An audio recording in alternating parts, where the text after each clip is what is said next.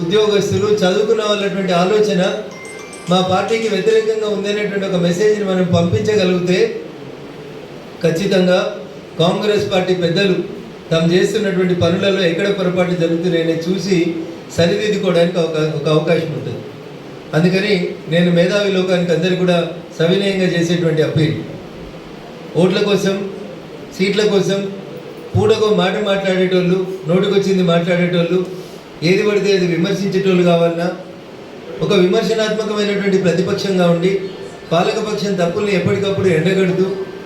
నిర్మాణాత్మక ప్రతిపక్ష పాత్రను పోషించేటువంటి భారతీయ జనతా పార్టీ అభ్యర్థులను గెలిపించాలా,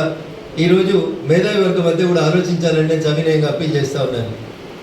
ముఖ్యమంత్రి గారు ఒక టీవీ ఛానల్ ఇంటర్వ్యూలో చెప్తాడు, మీకు ఏం అనుభవం లేదు కదా, మీరు ముఖ్యమంత్రి అయితే ఎట్లా పనిచేస్తారంటే ఏముంటుంది, నలుగురు మేస్త్రిని పెట్టుకొని గుంపు మేస్త్రి పనిచేసినట్టు పనిచేస్తాను అని చెప్పినట్టే ఇప్పుడు ఆయన పనితీరు కూడా గుంపు మేస్త్రికి భిన్నంగా కనబడతలేదు. ఆయన ఏం మాట్లాడుతూ ఉన్నాడో, ఏం పని చేస్తూ ఉన్నాడో, ఎందుకు ఆయన అడుగులు అట్లా తడబడుతూ ఉన్నాయో ఇప్పటికి కూడా అర్థం కానటువంటి విషయమే తప్ప ఇంకొకటి ఏం కొత్త కనబడతలేదు. ఈ పూట గడిస్తే చాలు,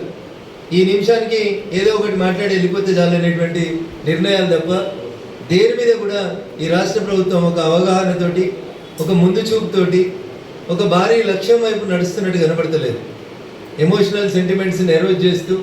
టీఎస్ని టీజీగా మార్చి లేకపోతే ఇంకొక రకమైనటువంటి ఎమోషన్స్ తోటి ఆడుకోవడం తప్ప మీరు చేస్తున్నటువంటి పనులలో, అది కాళేశ్వరం పనిలో కానీ లేదా టెలిఫోన్ ట్యాపింగ్లో కానీ మీ అడుగులు ఎక్కడ కూడా ఒక నిర్దిష్టమైనటువంటి లక్ష్యం వైపు కనబడుతున్నట్టు పడుతున్నట్టు కనబడతలేవు. కాబట్టి మేధావి లోకానికి, విద్యార్థి మిత్రులకి, ప్రొఫెషనల్స్ అందరికీ కూడా నేను చేసేటువంటి అప్పీల్,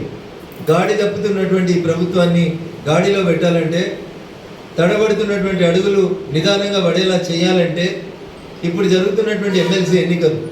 రాష్ట్ర ప్రభుత్వం అధికారంలోకి వచ్చిన 6 నెలలలోనే మేధావులు ఎందుకో మా గురించి నెగిటివ్గా ఆలోచిస్తున్నారు అని ఒక మెసేజ్ని పంపిస్తే ఇంకా భవిష్యత్తులో 4.5 సంవత్సరాలు వాళ్ళని వాళ్ళు సరిదిద్దుకోవడానికి ఉపయోగకరంగా ఉంటుందనేది రాష్ట్ర ప్రభుత్వానికి ఒక సూచనగా, ఒక హెచ్చరికగా ఈ ఎన్నిక ఫలితం రావాలి తప్ప అధికార పార్టీకి సంబంధించిన ఎమ్మెల్సీ గెలిస్తే జోకుడు తప్ప ఇంకా అక్కడ వచ్చేది ఏముండదు.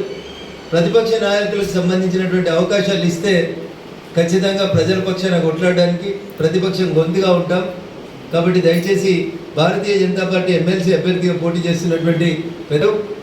పార్టీ కోసం, సిద్ధాంతం కోసం అనేక దశాబ్దాలుగా పనిచేస్తున్నటువంటి నాయకులు గౌరవనీయులు ప్రేమేందర్ రెడ్డి గారికి సీరియల్ నెంబర్ 1 పైన ఓటేసి గెలిపించమని చెప్పి నేను మీ ద్వారా ఓటర్ మహాశైలందరూ కూడా, గ్రాడ్యుయేట్ ఎమ్మెల్సీ ఎన్నికల్లో ఓటర్ మహాశైలు అయినటువంటి మిత్రులందరికీ కూడా సవినయంగా అప్పీల్ చేస్తూ సెలవు తీసుకుంటా ఉన్నాను. జై హింద్, జై భారత్.